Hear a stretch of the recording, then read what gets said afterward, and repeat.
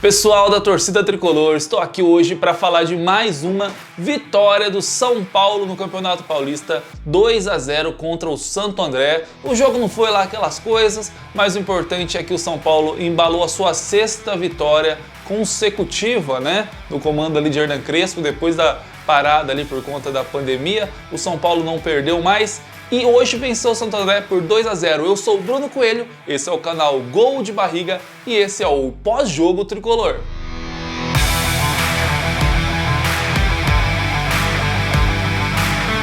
Pois é, pessoal, como eu já disse no comecinho, não foi um jogo bom do São Paulo. Desses 6 jogos que o São Paulo venceu, esse com certeza foi o pior. E a escalação do Crespo já surpreendeu no começo. A verdade é que o Campeonato Paulista serve para fazer testes, né? Ainda mais quando o São Paulo já conseguiu uma pontuação ali que está praticamente classificado, tem nesse momento 12 pontos à frente da Ferroviária, né? O segundo lugar do grupo do São Paulo, então a classificação está praticamente garantida. Então o importante desse jogo era alguns testes e o técnico Hernan Crespo fez esses testes, né? Na verdade foram 4 testes que eu vou citar aqui para vocês. O primeiro foi o Bruno Alves jogando na zaga pelo lado esquerdo, né? A zaga do São Paulo teve ali o Arboleda, o Miranda como ali o líbero e o Bruno Alves jogando pela esquerda. Com a saída do Léo, né, que não vai poder jogar a partida da Libertadores, o São Paulo tinha a opção de testar o Bruno Alves por ali para ver como ele se saía.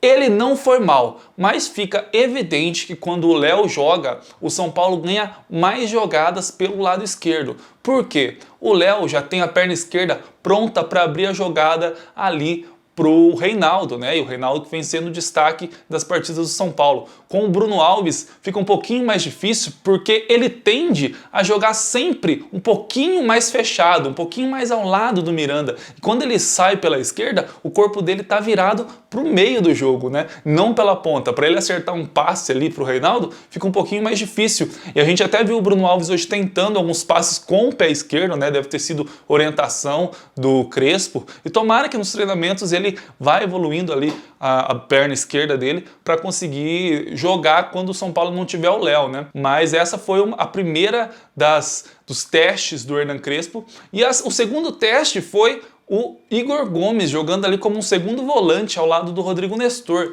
E posso dizer para vocês que o Igor Gomes fez a pior partida dele que eu já vi com a camisa do São Paulo. O Igor Gomes não foi capaz de dar um passe em profundidade, não foi capaz de dar um passe na frente. Ele sempre recebia a bola e o máximo que ele conseguia fazer era passe de lado, mas nas maiorias das vezes era passe para trás. Então o Igor Gomes não conseguiu dar fluidez para o jogo do São Paulo. Tanto que no primeiro tempo o Rodrigo Nestor ficou super carregado ali, né? De ter que buscar o jogo e tentar armar sozinho.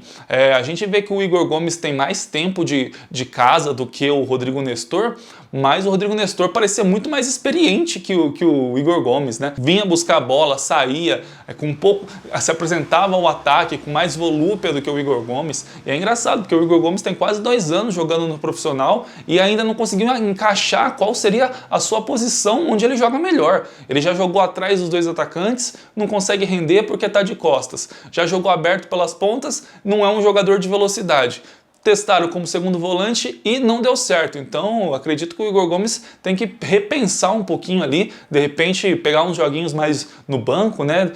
Porque não tá jogando bem mesmo o Igor Gomes nessas partidas. Ele é útil para o time, é um jogador dinâmico, mas para um jogador que estão ali avaliando vender por 25 milhões de euros, né? Se chegar uma proposta tem que vender na hora, porque eu não acredito que o Igor Gomes, jogando o que jogou até hoje, não é um goleador, não é um cara do último passe, é sim um jogador dinâmico, mas em toda a posição que ele jogou, ele não conseguiu ser um destaque do time. Então eu acredito que ele ali como segundo volante não foi bem. Então esse segundo teste do Crespo aí não foi muito legal. E o terceiro teste ali do Crespo na partida foi colocar o Rojas como um quinto homem do meio campo caindo pela esquerda, né, no ataque. Ele que sempre que jogou com o Aguirre jogava aberto pela direita e ali a gente sabia que ele era muito efetivo, né, sempre dava muito calor ali pro lateral esquerdo da equipe adversária. Hoje ele jogou ali pelo meio, um pouquinho meia esquerda, né, um atacante pelo lado esquerdo.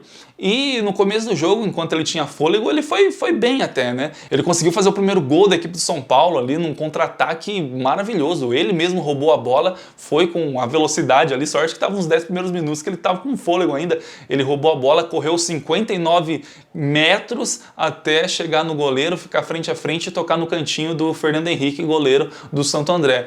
Então, no começo do jogo, enquanto ele tinha fôlego, ele foi bem na partida nessa posição. Mas eu ainda prefiro ele ali na ponta direita. Como o São Paulo não joga num esquema com atacantes abertos pelas pontas, de repente ele vai ter que se adaptar. E hoje ele foi razoavelmente bem, o gol ajudou bastante, né? Mas o problema do Rojas é que ele não tem fôlego para aguentar o mesmo ritmo durante todo o jogo.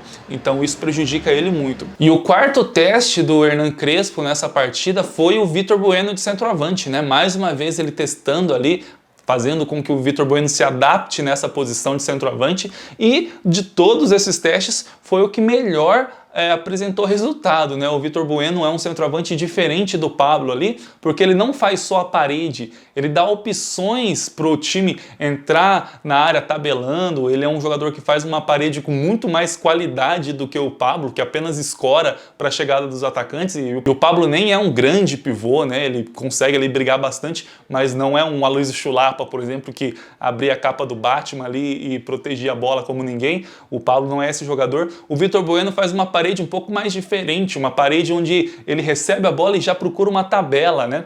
E o que eu achei muito interessante, os 2 gols que o Vitor Bueno marcou pelo São Paulo nessa retomada depois da pandemia, foram fazendo o facão, né? Ele saindo por trás dos zagueiros e recebendo a bola em profundidade.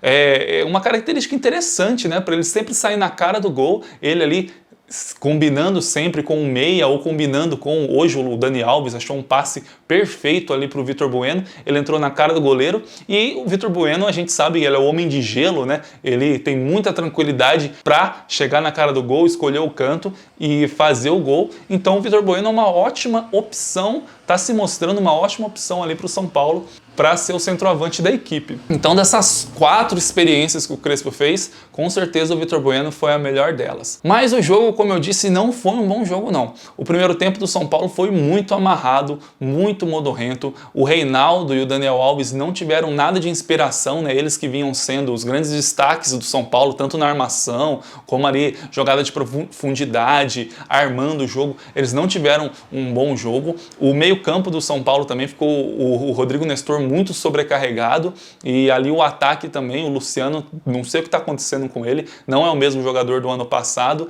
e não está conseguindo produzir, muito nervoso, como sempre, não está tendo nem chances de finalizar o Luciano.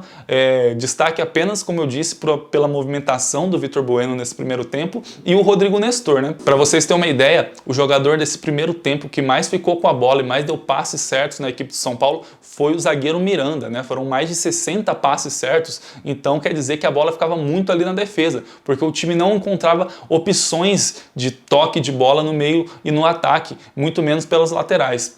Porém, São Paulo fez 1-0 com 8 minutos, né? Aquele gol do Rojas, que eu já disse, gol de velocidade, gol ali de marcação, pressão, roubou a bola e fez o gol. E depois desse gol, o São Paulo tentou, mas não ofereceu mais perigo para o gol do Santo André. O Santo André, por sua vez, pouco atacou o São Paulo, e quando atacou, a gente teve o Thiago Volpi, né, fazendo boas defesas, né? O Thiago Volpi hoje com certeza foi um dos destaques da partida, mas o segundo tempo dele, eu vou falar depois, foi ainda melhor do que o primeiro. Fim do primeiro tempo então, partida bem ruim do São Paulo, disparada pior período do São Paulo aí nessa volta depois da pandemia, mas o São Paulo voltou para o segundo tempo sem alterações. Porém, a postura foi um pouco diferente, né? Até na transmissão da partida pelo Premier, o comentarista disse que no segundo tempo a bola não ficou tanto com o Miranda. Ele, dos 60 passes do primeiro tempo, ele teve apenas 25 passes, menos da metade. O que quer dizer? A bola ficou mais no meio-campo, ficou mais na criação dos alas.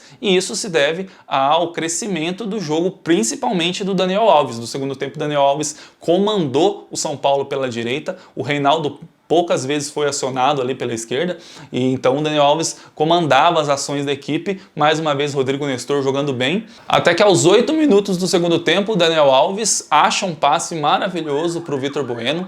que sai, né, faz o facão por trás da defesa, sai na frente do goleiro e com muita tranquilidade toca por cima ali do Fernando Henrique para fazer 2-0 e matar o placar. Depois disso, o São Paulo começou a ter mais as ações do jogo, né? 2-0, São Paulo ficou um pouco mais tranquilo, né, na partida, até que foram acontecendo as alterações.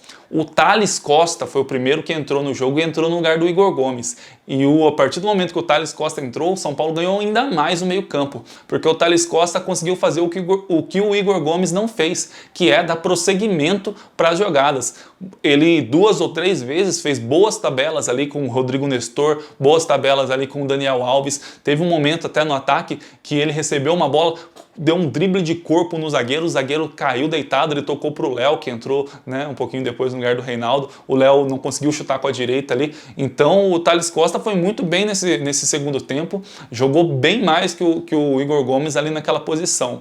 As outras alterações do São Paulo foram o Luan, que entrou no lugar do Rodrigo Nestor, cansado, o Léo entrou no lugar do Reinaldo, aí o Benítez entrou no lugar do Vitor Bueno, depois, né, já com a partida ganha, bem no finzinho, o Benítez fez ali o meio-campo do São Paulo, e também teve a entrada do Bruno Rodrigues no lugar do Rojas. O Bruno Rodrigues também foi outro jogador que não entrou bem. A torcida começou, né, uma manifestação durante essa semana na internet, por que o Bruno Rodrigues não está tendo chance, é o único que não está tendo chance.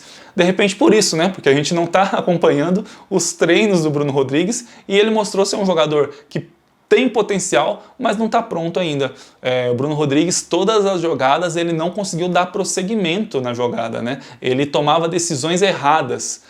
E tomar decisão errada é o quê? Ele poder ficar com a bola, ele solta a bola de calcanhar e solta errado, dá um passe errado. Ou então ele, em vez de tocar, ele tenta a jogada em profundidade, dá um drible e sai com bola e tudo. Então, 3 ou 4 jogadas ele mostrou que ele ainda não está pronto, ele estava nervoso, né? Então, de repente, a torcida tem que ter um pouquinho mais de paciência, porque ele chegou há muito pouco tempo no São Paulo. Deixa ele se adaptar, ele é um jogador que em time grande nunca conseguiu fazer nada, né? Nunca jogou em time grande, ele só jogou em times, né, do interior, como a Ponte Preta, ele era lá do Nordeste. Então, um time de pressão como o São Paulo, uma camisa pesada como a do São Paulo, o Bruno Rodrigues ainda não vestiu. Deixa ele se adaptar, é uma boa opção, de repente um pouquinho mais para frente, né? Já que o São Paulo emprestou ele, tem um ano inteiro aí para ter o Bruno Rodrigues no seu plantel. De repente um pouquinho mais para frente ele está um pouquinho mais adaptado, um pouquinho mais maduro e pode ser um pouco mais útil para o time. Bom, e o Santo André, com as alterações que fez, entrou um centroavante lá, que agora eu esqueci o nome, de quase 2 metros de altura, começou a dar trabalho ali pro Thiago Volpe, para a defesa do São Paulo,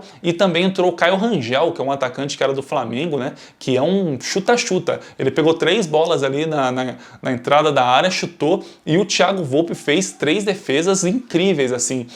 O Thiago Volpe hoje foi muito acionado, né, depois que o São Paulo já estava com 2-0, sem fôlego para conseguir algo a mais ali, o Thiago Volpe foi muito exigido e garantiu que o São Paulo terminasse a partida com 1-0 no placar, né? Então foi 2-0 para o São Paulo, muito pelo Thiago Volpe. Bom, fim da partida. Como eu já disse, não foi uma grande partida do São Paulo, mas o que a gente pode reclamar, né? São 6 jogos ali vencendo. O São Paulo entrou hoje com um time bem misto, assim, porém foi uma zaga praticamente titular e as alas titulares, né? Acredito que no jogo de domingo contra o Ituano, que vai ser fora de casa, o São Paulo possa fazer mais experiências. Eu confesso que hoje eu gostaria de ver um pouco do Galeano pela direita, um pouco do Wellington pela esquerda. Gostaria de ver um pouco mais da juventude em campo, né? Mas pelo jeito vai ser, essa juventude vai entrar em campo logo de começo contra o Ituano no domingo, próxima partida do Tricolor. E depois dessa partida do Ituano, o São Paulo volta a campo para valer, realmente, com todos os seus titulares, equipe ali na ponta dos cascos, para jogar contra o Rentistas e conseguir mais 3 pontos na Libertadores e ficar com uma situação mais tranquila nesse grupo E da Libertadores. É isso aí, pessoal. Muito obrigado por assistir o vídeo até aqui. Espero que vocês tenham gostado. Se gostou, curta, compartilhe, mostre para os amigos. Esse é mais um vídeo do nosso projeto, né? O nosso podcast Gol de Barriga, Futebol e Cerveja. E a gente se vê na próxima partida do Tricolor. Grande abraço para você, fiquem com Deus e vamos São Paulo!